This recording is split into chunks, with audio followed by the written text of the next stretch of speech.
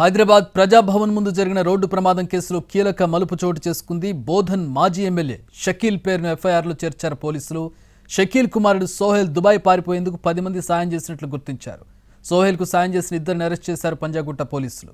Arbaaz సోహెల్ను arrest చేసి రిమాండ్కు తరలించారు. మరో 3 పారిపోయినట్లుగా గుర్తించారు అధికారులు. ఇప్పటికే సోహెల్పై ఎల్ఓసి జారీ చేసిన అధికారులు దుబాయ్లో ఉన్న సోహెల్ను రప్పించేందుకు ప్రయత్నాలు చేస్తున్నారు.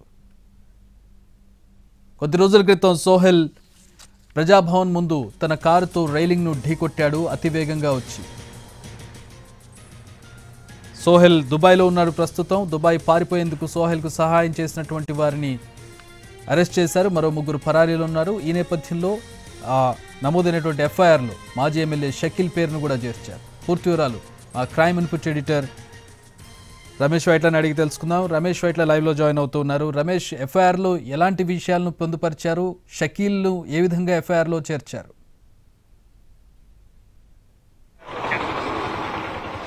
ఎస్ చక్రి, ఏదైతే ప్రజాభవన్ ముందు జరిగిన ఏదైతే కార్ యాక్సిడెంట్ సంబంధించి కూడా కీలక మలుపు తిరుగుతుంది. ఈ వ్యవహారం సంబంధించి కూడా బోధన్ మాజీ ఎమ్మెల్యే షకీల్ పేరును కూడా అటు ఎఫ్ఐఆర్లో చేర్చడం జరిగింది. దీంతో పాటుగా ఆ రోజు ఏదైతే ప్రమాదం జరిగిన తర్వాత పోలీస్ స్టేషన్ నుంచి, పంజాగుట్ట పోలీస్ స్టేషన్ నుంచి మొత్తం 10 మంది కలిసి సహాయం చేయడంతో షకీల్ కుమార్ అయిన రహిల్ ఏదైతే దుబాయ్కి పారిపోయాడు, అయితే హైదరాబాద్ నుంచి బై రోడ్ ద్వారా ముంబై వరకు వెళ్లి ముంబై నుంచి అటు దుబాయ్కి అతను పారిపోవడం జరిగింది.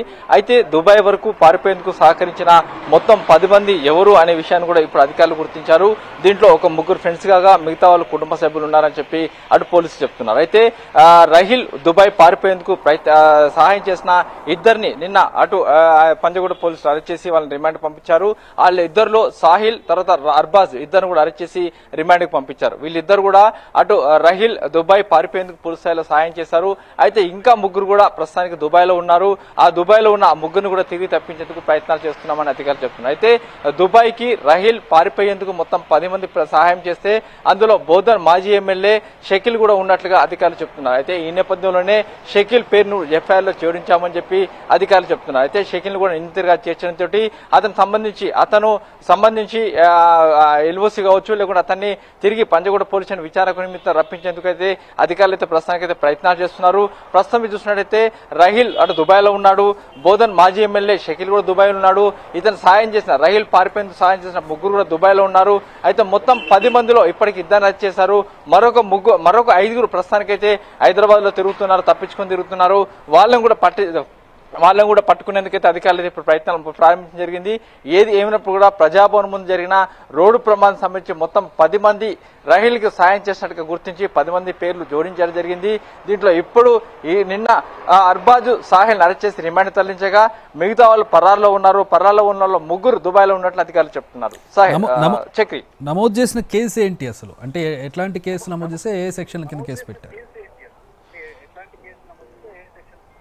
ఎస్, ఏదైతే ప్రజాభవన్ ముందు ఏదైతే అర్ధరాత్రి సమయంలో 2 గంటల సమయంలో తన BMW కార్ తోటి అత్యంత వేగంగా వచ్చి బారికేళ్లను ఢీకొట్టి ఆ తర్వాత పోలీస్ స్టేషన్ వరకు వచ్చేసి అక్కడి నుంచి రహిల్ పారిపోవడం జరిగింది. తర్వాత అతని ప్లేస్ లో ఏదైతే డ్రైవింగ్ చేసిన రహిల్ ప్లేస్ లో అతని ఇంట్లో పనిచేస్తున్న వంట మనిషిని తీసుకొచ్చి రహిల్ ప్లేస్ లో తానే డ్రైవ్ చేస్తున్నట్లు చెప్పించడం జరిగింది. ఆ మేరకు అతను కూడా అరెస్ట్ చేశారు. అయితే రోడ్ యాక్సిడెంట్ కావచ్చు, ఎంవీ యాక్ట్ కింద కావచ్చు, లేకుంటే మిస్లీ మొత్తంగా కేసును తప్పుదో పట్టించారు. మొత్తంగా 6 సెక్షన్ల కింద రహిల్ తో పాటుగా మొత్తం 10 మంది మీద కేసు నమోదు చేశారు.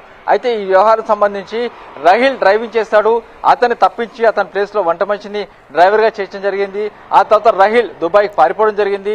దుబాయ్కి పారిపోవడానికి మొత్తం 10 మంది సహాయం చేశారు. 10 మందిలో మాజీ ఎమ్మెల్యే షకీల్ కూడా ఉన్నాడు. మొత్తంగా షకీల్ పేరును కూడా దీంట్లో చూడడం జరిగింది. అయితే మొత్తంగా ఈ కేసు సంబంధించి 10 మంది ఇప్పటికీ దాంట్లో ఉంటే ఇద్దరు మాత్రం ఇప్పుడు అరెస్ట్ చేశారు. రోడ్ నెంబర్ 45 లో జరిగిన ఒక యాక్సిడెంట్ కి సంబంధించి కూడా షకీల్ కుమార్ మీద ఆరోపణలు వచ్చాయి అప్పట్లో. ఆ కేసుకు సంబంధించి వివరాలు ఏంటి?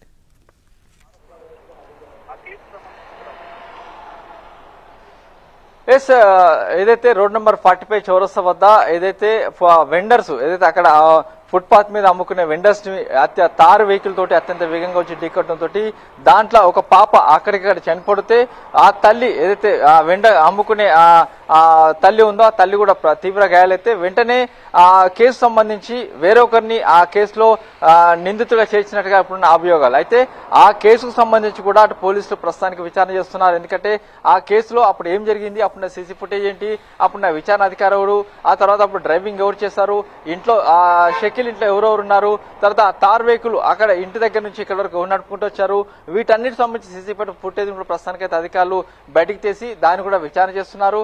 ఆ కేసులో కూడా షకీల్ కుమారుడు రహీల్ మీద అనుమానాలు ఉన్నాయి, ఆ మేరకు కూడా విచారణ చేస్తున్నట్లు అధికారులు చెప్తున్నారు. అయితే దానిపైన కూడా రోడ్ నెంబర్ 45 జరిగిన రోడ్డు ప్రమాదం సంబంధించి కూడా విచారణ చేస్తున్నాం, దానికి సంబంధించి సమగ్ర దర్యాప్తు చేస్తున్నాం, త్వరలో ఛార్జ్షీట్ వేస్తాం. ఎవరైనా నిందితులు ఉంటే వదిలిపెట్టే ప్రసక్తి లేదు. షకీల్ కుమారుడు అయినా కావచ్చు, లేకుంటే షకీల్ సంబంధించిన సమీప బంధువులు కావచ్చు, ఎవరైనా సరే వదిలిపెట్టే ప్రసక్తి లేదని అధికారులు చెప్తున్నారు. ఇప్పుడు ఇద్దరు దుబాయ్లో ఉన్నారు, ఎఫ్ఐఆర్లో పేర్లు తీసుకొచ్చారు, ఏంటి స్టేటస్ ఏంటి కేసుది?